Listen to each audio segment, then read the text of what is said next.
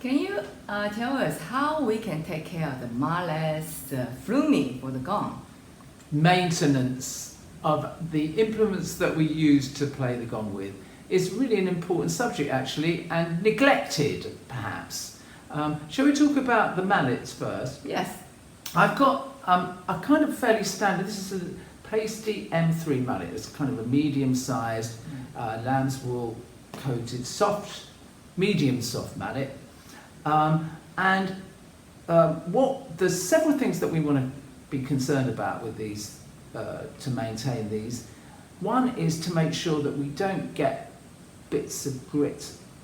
More than dust, it's grit that's a real problem, because we get small things affixed to the in amongst the surface of the mallet. It's going to potentially damage the gong. So that's one thing. There's a simple way that we can militate against this happening, and that is not to lie on the floor. No. If you want to put your mallets on the floor, which can be very handy sometimes to easily pick them up and play them when you're moving fast and you want to change your mallets, then put them on a clean, yeah. A clean cloth or some pleasant, I mean, we've all got nice decorative cloths that we can put on the floor and put our mallets on them. Of course, most mallets have got strings on them, so we can also hang them from the hooks and the screws on the sides of gong stands. So keep them off the floor. That's the main thing. Okay. In time, they get a bit grubby, and one simple way you can clean them. First of all, you can give them a brush. I've got a little brush here that Eileen brought out for me when we were looking around for something, and this is actually ideal. It's got a hand, and we just brush it. Now brush the hair. Just as if we're brushing the hair, actually. And I fluffed it up, in fact. That's not a bad thing to do.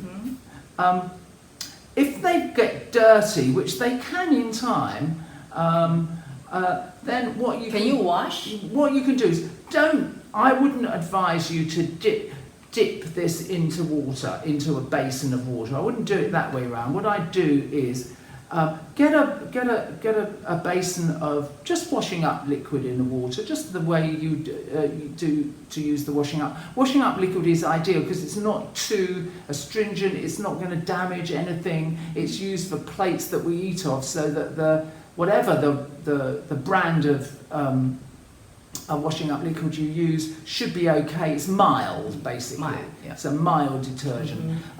Dip your brush into the water and then just lightly, again, just brush it.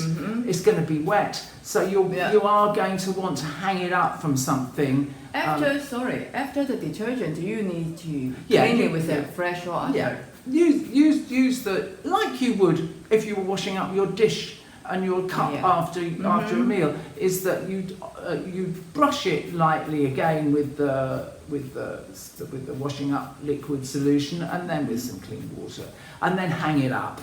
You've got, as I say, most of them have got a string on them, so it's easy to find a hook or something, whatever, so that they dry, and they won't take long to dry. So we only wash the surface. We don't wash. So don't dip it in the water because it really is not necessary.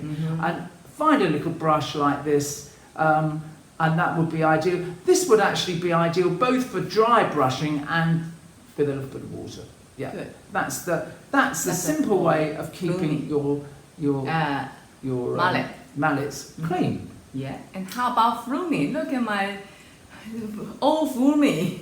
It's very hard now. I actually hardly can play it now. Yeah, there's two related things here about Flumys. They do come in different. What are Flumys? We call them rubber balls, but actually they're plastic of different sorts. Now, many different kinds of balls we can use that work. This one that Eileen keeps on here is a different. I mean, that's more rubbery than these. Yes. I mean, you can't. It's harder, much harder. It's harder and rubberier, if that's the word. I'm not sure it is. But so they do have different characteristics. So I've seen a video recently about one of my colleagues in England washing Flumys. He got a particular make of Flumy, I think they were German, which attracted dirt. They were white, so they showed the dirt. And again, all he did was he put them in some washing up water and cleaned them with a dip in the water. Yeah, he dipped them in the water. That's not going to do the and rubber also balls. used a And brush. didn't use a brush. No, he used just a cloth and rubbed it. I think he might have used. You could use a brush and a cloth, which is more effective. But I find these Flumys that I make and use, don't get dirty in the same way. What they do is they get old. They get old, yeah. And they get harder. These ones are softer. Like this one. They get harder as they get older. And eventually they will come to the end of their useful life. And it varies quite a lot. Some of them wear out within 6 months. Others can last a year or two even. But how can we take care? I mean, keep away some. Okay. Two things that you can do to maximise the length of time and their effectiveness is keep them in the dark when you're not playing them. So what I do in my Flumy holders, I just put a cloth over them, and I'm not using. Put them in a box. Anything. Keep them out of the light. That helps. The other thing you can do, and this is what we're going to try with this one, or demonstrate with this one, is larger, and it is old. What is this bit of paper? Absolutely. What is it? There's a grubby look, a bit of paper, but actually it's really sandpaper. I'm saying it's grubby. Now, one thing about this is that this is quite a fine one. This one, I'm not sure. I mean, this one is really fine. It might be too fine, but what we can do is what do these things? Some people call these Flumys friction balls because we rub them against. So that it's important that we've got some kind of. The surface isn't absolutely flat, otherwise there's no friction. So we can rough up the surface a bit. Make it rougher. Make it rougher by rubbing our sandpaper against the surface, particularly where it's going to, there's no point in doing it on the top. We want to have it on the side where and this can help.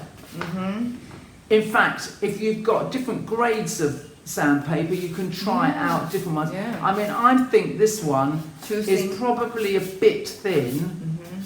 Sorry, not a bit thin. I mean, it's the grade. They call the grade is very very small. A slightly rougher one might work better. But if you go to a hardware store or a do-it-yourself store, you'll generally get sandpapers in a collection of them. Try out different ones and see which ones work for you. But this can be very effective, and you'll get it's magic sometimes when you when a Flumy that was good and no good any longer, you'll get some extra life out of it this way. Thank you very much. Please subscribe our video and press the bell and give us a thumb up. We'll see you next time. Bye for now.